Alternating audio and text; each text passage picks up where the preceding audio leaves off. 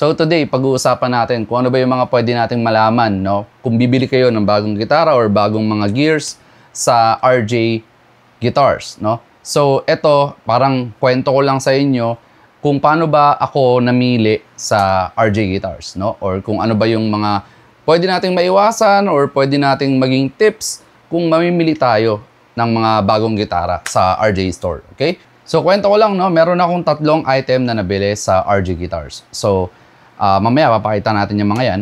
Pero ngayon, gusto ko lang malaman nyo na pwedeng mahaba itong video na to. At sorry pero wala akong tone test ngayon, wala akong testing. So kung feeling nyo kailangan nyo ng mga test, mga tunog, no? Kung kaya ko naman gawa ng video, gagawa natin yan, no? Para sa inyo, okay?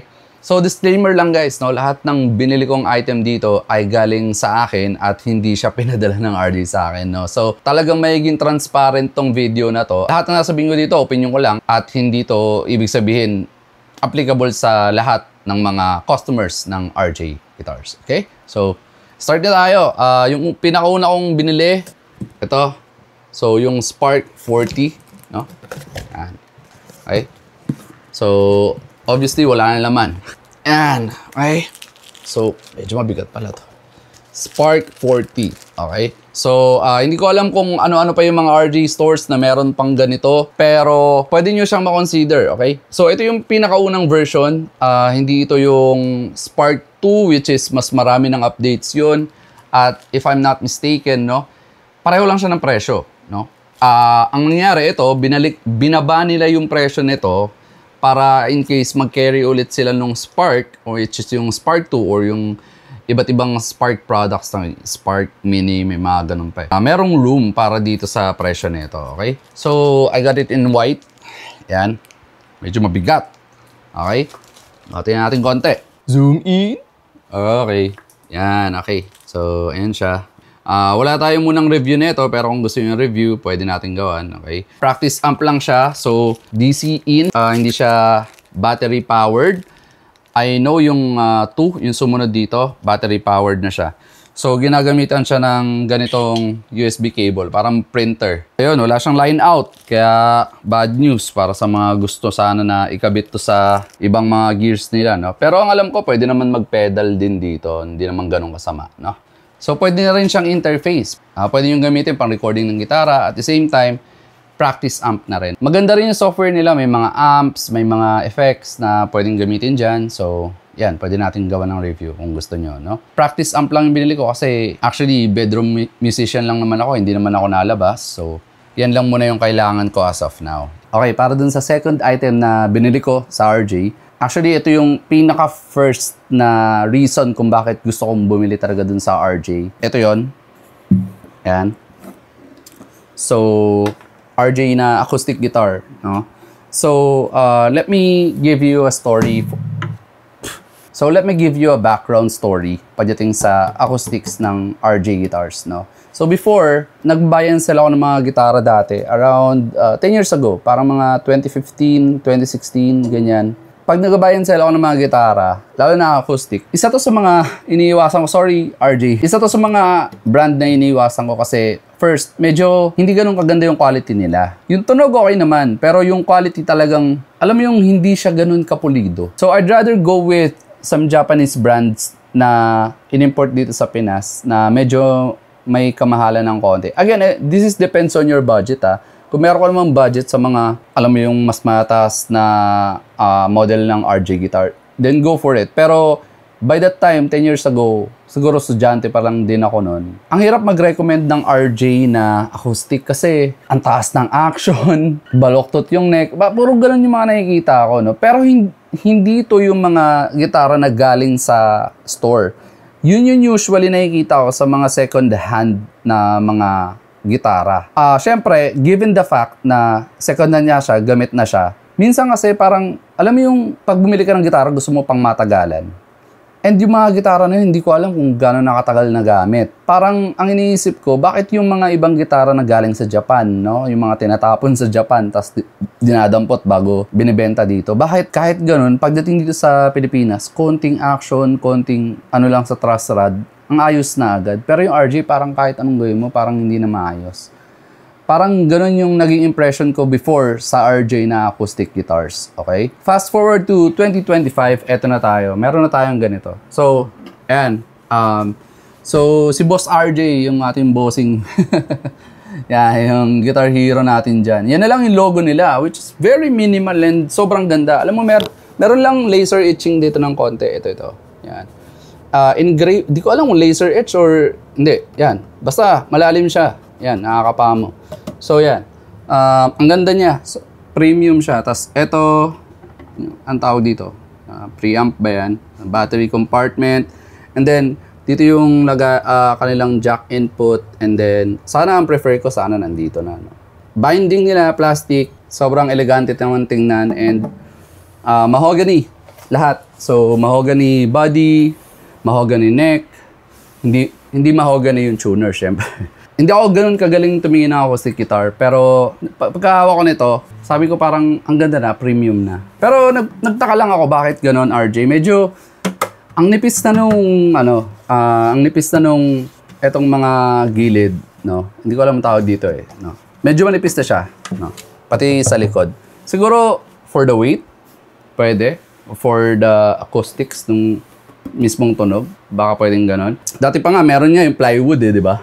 Yung sabi na pag plywood, na yan pre, plywood, parang ganon. So ito, mahogany, lahat. Mararamdaman mo yung pagka-premium nito and yung action niya, ganda, yung tunog, yung strings, yung pagkaka-setup, yung neck, sinilip ko to ng maigi.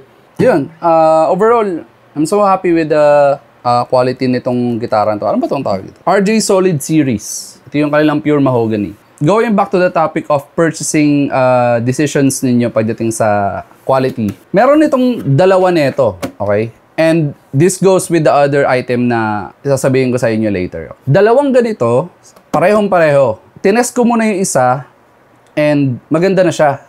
Laro. Ayan, tug-tug-tug tayo. Ay di tayo ganun kagaling, no? Tug-tug-tug tayo, tapos pinapakinggan lahat. Okay naman. So, for the perspective of a buyer na hindi masyadong magaling tumingin kung ano ba may magandang gitara at nagbe-base lang sila sa tunog, masasabi ko na talagang, uy, yan na yun. You know, bilhin ko na yan. Pero, out of curiosity, no, chinek ko, ito na yung gitara na yun. Meron pang isa yung nauna ko, yun yung tinest ko. Buti na lang, tinest ko to. Kasi, dito, ito yung sinilip ko. Sinilip ko to dito. Sinilip ko sa truss, yung yung alignment niya ng neck, tapos yung mga frets, no, kung polished ba, and then tinry ko ganito.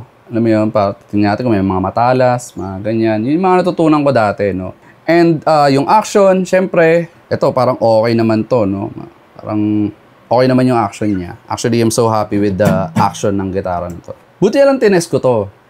Nung pagka-test ko nito, sabi ko, ang ganda ng setup na ito. I assume pareho din sa isa na nauna kong kinuha na dapat yun na yung bibiliin ko. Pero pagka punta ko dun sa kabila, wow pare, medyo may baluktot ng konti.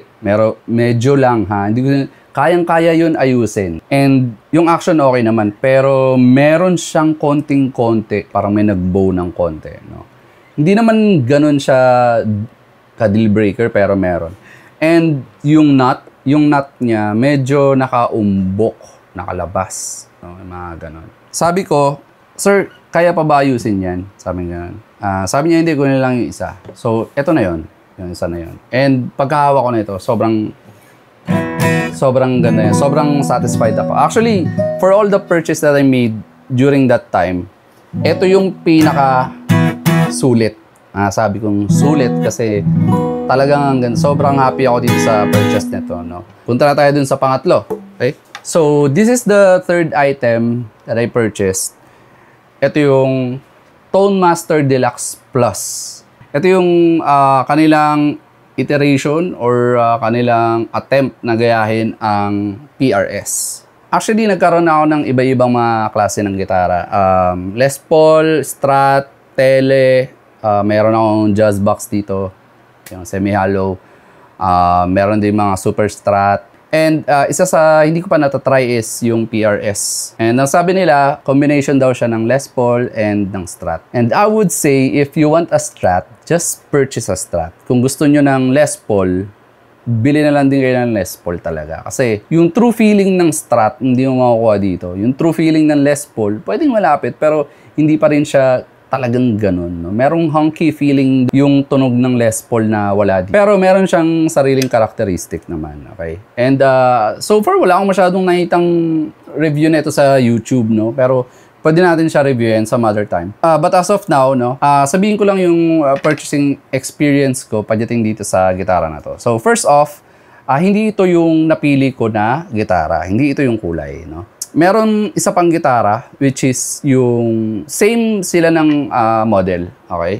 4 yung knobs. Okay? Pero yung veneer niya, kulay green. Kulay green siya. No? Masabi ko na yung isa na yon mas maganda siya compared dito. Aesthetically. So, yun talaga yung una kong kinuha. Gusto ko nito Ang ganda nito Sabi ko, test ko nga. So, tinest ko siya. Nung pagkahawa ko pa lang, pagkabigay sa akin po, bigat. Parang hindi ko na masyado siyang feel. Sabi ko, ganito ba talaga ang PRS style? Medyo mabigat. Sabi ko, sige. So, tinest ko siya. Test ko, ganyan. Okay naman, maganda naman siya. No? Pero out of curiosity, nung nakita ko to, sabi ko, para lang meron tayong basis, para lang meron tayong benchmark, try ko rin kaya yung isa na yon. And to my surprise, pagkahawa ko ng gitara na to, mas magaan. Relatively, mas magaan siya compared doon sa una na test ko. And then, I'm so happy na meron palang ganito kagaan na ganung PRS style. I'm not so sure about some other brands, no? Pero, ito yung weight na masasabi mo na premium yung feeling niya. Hindi siya magaan, sobrang gaan. Hindi rin siya sobrang bigat. Alam mo yung nandun lang sa tama. To my surprise, no, yung ano na ito, mas, kung explain Alam mo yung, hindi naman siya significant na talagang malayo yung pinagkaiba. Pero may pinagkaiba itong gitara na to compared doon sa nauna. Pwedeng sa pickup height, pwedeng, I don't know, pwedeng yung pagkakasetup. Hindi ko maintindihan Pero, ang ginawa ko, sabi ko, meron akong isa pang kasama na si Michael Faustino, yan, si Cox, kumpare ko yan, best man ko yan. Nagpasama ako sa kanya para i-check din itong gitara na to, tsaka yun. Yun yung first choice ko, pero ito, parang second choice ko lang. To cut the story short, tinest namin dalawa, mas nagustuhan niya is ito. Tama ako dun sa intuition ko na parang mas may okay na tunog dito or yung feel neto kaysa doon. Saan ba ako pupunta pagdating sa mga ganitong context, no? Ang gusto kong ipaliwanag sa inyo is, mas maganda talaga na kung bibili kayo ng isang model ng gitara, okay? Kung bibili kayo ng brand new, make sure na meron kayong benchmark. Not on YouTube, no? Hindi dito sa YouTube. Kasi pag dito sa YouTube, yung mga, syempre, ultimo yung YouTube mismo, may compression na yung tunog niyan Tsaka yung feel. I can only describe the feel of the guitar by giving you my opinion about it. Pero, it doesn't translate talaga kung gaano siya kaganda. For you to experience that, talagang kailangan nyo pumunta sa mga store. Yun yung isa sa mga bagay bilang buyer na kailangan yung magbigay ng panahon para pumunta sa mga store at i-test, okay? Going back to the story, no? Nung nahawakan ko na to, sabi ko, bakit kaya ganun? Ang layo. And then, out of curiosity ulit, may nakita akong isa doon na PRS, pero hindi na siya ganito Yung tailpiece niya parang ano na lang, fixed. Okay? Hindi ko alam kung anong model yun Sabi ko, pwede ko rin bang mahawakan to? Hawak lang, hindi ko na pinatunog. Nung pagkahawak, wow pa, sobrang gaan. As in, parang carbon fiber. Ganun yung feel. Ang gaan niya. Pareho sila ng size, pareho ng body. Sabi, mahogany rin daw. Pero sobrang gaan. Hindi ko na yung pinatunog kasi by that time nahiya na ako no? Tsaka ibang model yon. Ito kasi talaga yung choice ko talagang 4. Same doon sa aking hollow body. Bakit kaya ganun? Iba-iba sila. No? Hindi ko rin maintindihan. Pwedeng parehong model, iba lang ng kulay. Pero pagdating sa weight, iba. Pagdating sa feel, iba. Pagdating sa tunog, iba. So, ayun, isa yun sa mga hindi ko maintindihan. No? Ang nangyari, nag-AB kami, nag-AB, talagang meron talagang iba doon. So, hindi siya yung parang sobrang laki na dahil sa pickup height, gano'n. Meron about sa feel, yung sa setup ng gitara. So, sinilip ko to, ito yung straight naman to, okay naman. Yung action, okay naman. Pero, yung bigat nun talagang medyo uncomfortable na siya dalhin dahil sa bigat niya. Pero syempre, subjective yung uncomfortable eh. Ako, mas gusto ko yung medyo may laban pa rin yung gitara, hindi sobrang gaan. Pati sa neck. Mas gusto ko pa rin yung minsan parang mas may laban ng konti, lumalaban yung gitara. Binili ko na to kasi dahil sa feel niya, okay? At sobrang happy ako dito. Ito pa yung isa ko pinaka nagustuhan dito, ito. Isang hindi ko gusto sa gitara na to, humihina siya talaga kapag nagko-coil split tayo, no? Humihina siya. Ganoon talaga eh. Wala tayong magagawa, no? Meron kasi kami na-try yung heels na gitara, no? Yung headless, yun. May coil split yun. Pero nagtataka kami, pag nagko-coil split siya, hindi ganun humihina yung volume ng output ng gitara. Ito talaga, malaki yung drop niya eh. Significant. Mararamdaman mo talaga. So, ayun. Pero ito, nagustuhan ko to. Yan. Bakit? Kasi, merong mga push-pull akong na-try before na pag inangat mo to, eto, parang nagwiwigil. Alam mo yung hindi solid. Tsaka yung walang snap na ganyan. Parang ang hollow ng feeling na pag nagpo-push-pull ka, parang ang lambot. Ganon yung feeling. Eto, solid. Alam mo yung pag mga sasakyan, di ba? Pag bumili ka ng mga bagong sasakyan, yung pag binukas mo yung pinto, tapos sasara mo ng ganyan, alam mo yung tunog, ang ganda. Sobrang suabe yung tunog niya. Parang ganun din to, no? Again, hindi ako masyadong nabili ng brand new, pero nakabili ako ng brand new. Sabi ko, lalo na ngayon, 2025, iba talaga yung feeling kapag ka brand new yung nabili. Pero syempre, kailangan pa rin ng setup na ito. Yun yung unang kailangan natin gawin pag bibili tayo ng mga kahit brand new na gitara. Papalitan natin ng string. Papalitan natin ng, yung mga, ito, machine head. Yan. Kasi ito, cheap nung machine head na ito. Sorry, pero matigas, no? Para at least ma-feel mo kung ano yung pinaka-optimal na tunog tsaka playability ng isang gitara. Kailangan natin talaga siya ipa-setup sa, syempre, trusted natin ng mga luthier. I'm so happy with the purchase and the quality nung RJ guitars ngayon. Kasi before, nagkaroon na nga ako ng Blues Breaker. Yun, iba rin yun. At yung mga Blues Breaker nila doon, kung makakabili kayo ng 50%, kunin nyo na. Hindi ko kayo binibudol, Pero yung mga Blues Breaker nila, sobrang solid talaga. Sabi ko, ang swerte ng mga kabataan na yun kasi kaya na nilang makabili at least ng mga ganito, no? Kung makakapag-ipon sila ng mas maayos para sa isang premium na gitara katulad ng ganito, yung Tone Master, no? Ganda. Medyo mas madali nang iwasan, no? Yung mga medyo hindi magandang quality ng gitara kasi at least meron na tayong mga ganito na sa store pa lang makikita mo talaga na quality na.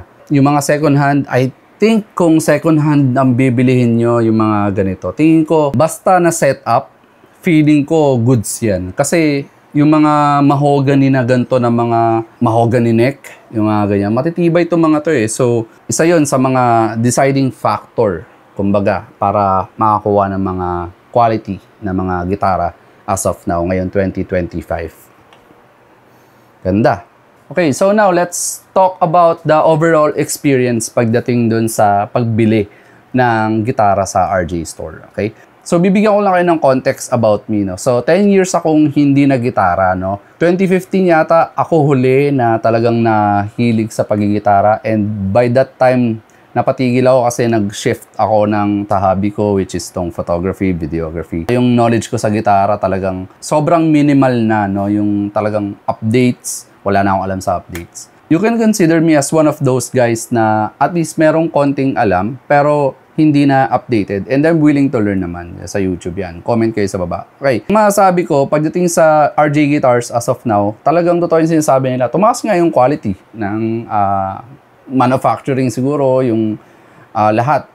Actually, pati yung customer service, tumaas yung level ng pagdating sa RJ Guitars. I'm not sure about sa inyo, yung mga nanonood, kung ano naging experience nyo sa pagbili ng RJ Guitars. But for me, at least, sa isang store na pagtanong ko, actually dalawa, no? And dun sa dalawang stores na yun, sabi ko, okay naman sila. Meron kasi mga time na, alam mo yun dati, na meron talaga mga store clerk na kapag mukha kang walang pambili, hindi ka nila masyado asikasuhin. May mga ganun eh, no? Hindi ko masisi kasi siyempre, kung ako, isang store clerk din ako, day by day na dumadaan, no? Alam ko kung sino yung mag-window shopping at alam ko rin kung sino talagang seryosong bibili. Meron na akong ganong distinction. Kung talagang araw-araw ka talaga na sobrang tagal man sa RJ. Alam mo yung pagkapunta mo sa loob, alam mo yung welcoming sila. Magtatanong ka ng mga noob. Katulad ko, again, noob ako pagdating sa mga bagong technology or mga updates about sa mga gitara, no? I see myself as someone who's willing to learn from the others, lalong-lalo na sa mga store clerk. Syempre, sila mas nakakaalam niyan, eh, okay? Thankfully, talagang willing silang sumagot kahit dun sa mga alam ko na mga tanong na talagang medyo weird na question. Ano ba mas maganda? Ito.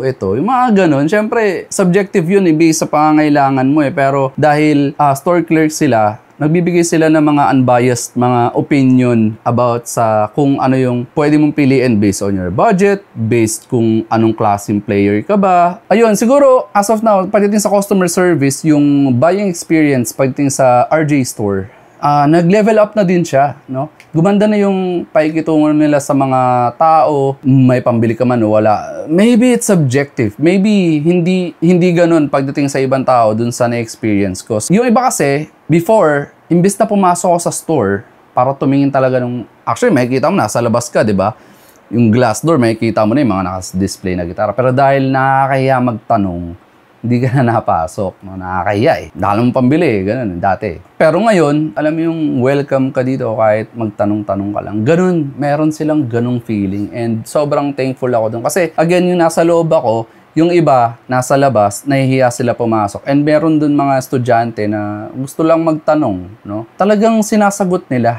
No? Kahit, alam mo yung, ako siguro yun hindi ako pwede maging store clerk. May mga ganong feeling eh. Baka hindi naman bibili to, magtatanong lang to about sa ganito. So, kahit ganon, talagang enthusiastically sinasagot nila na yung mga tanong about sa iba't ibang aspect about sa guitar. Very, very mabait.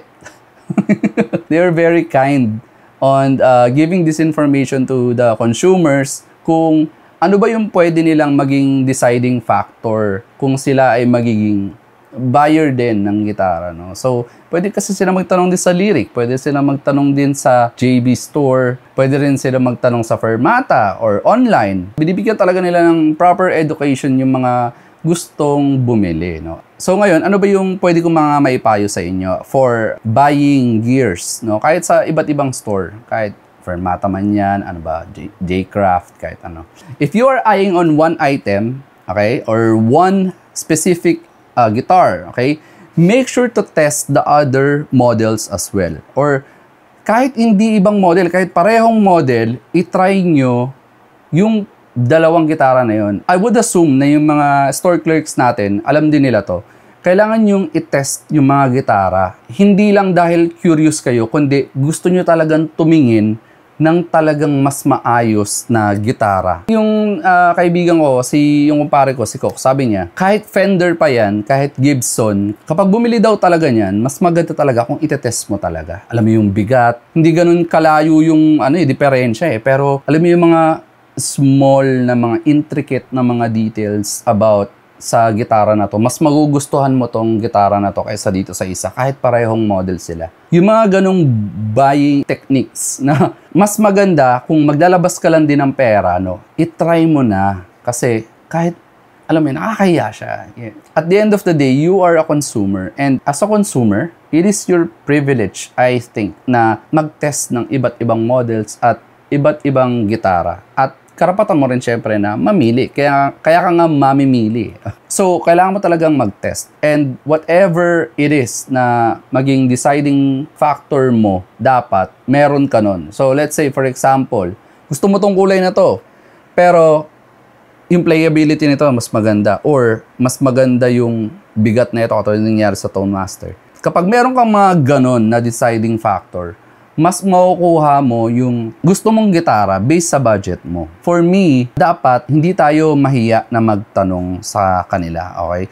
And mahirap kasi yung kunyari, tinignan mo to, no? Ay, yan na yun, gusto ko yan dahil maganda yung kulay niyan. Try at least 1 or 2 other guitars na kapareho nung model na yon. Kahit magkaiba sila ng kulay, kahit slightly iba yung specs nito. Mas mura siya pero mas solid naman lahat. Playability, yung setup, yung manufacturing, yung tunog, mas solid. Eh di dito ka na, then i-upgrade mo na lang along the way. At dapat mag-stick ka dun sa mga details na yon. Kasi at the end of the day, pag inuwi mo siya dito, no, mas magiging happy ka. Kung titimbangin mo, kung halimbawa yung eto kulay nito, ang gusto ko talaga tong kulay na to eh, pero dahil eto, mas nagmamatter to, eto na lang. So yun, kailangan mo rin, alam mo yun, kailangan mo rin mag-compensate based on realistic reasons. And yun lang, sana natulungan kayo ng video na to about buying your own new guitar galing sa store. And this is not a sponsored video. Again, hindi ako ni-sponsor ng RJ. Talagang tinry ko lang ulit bumili sa kanila after all these years na hindi ako nakabili ng brand new na gitara. So, thank you sa lahat and I hope makagawa pa tayo ng mga ganitong video. Titingnan natin, mag-tone test tayo ng Tone Master, itong acoustic, at saka yung bagong bili natin na amp. So, ayun lang. Okay, bye guys. See you soon. Bye.